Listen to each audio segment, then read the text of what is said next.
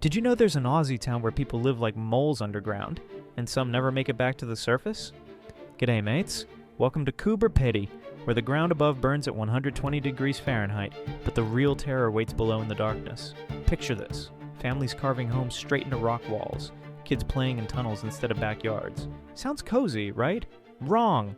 These aren't just homes, they're connected to a maze of abandoned mine shafts where fortune hunters disappeared without a trace.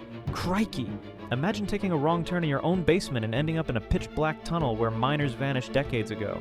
One moment you're searching for million-dollar opals, and the next you're lost in an underground labyrinth with no way out. The locals whisper about voices echoing from empty shafts and tools found scattered in tunnels that lead nowhere. Some reckon the missing miners are still down there, trapped forever in their hunt for precious stones. So next time you complain about your neighbor being too close, remember, at least they're not potentially leading you into a deadly underground maze.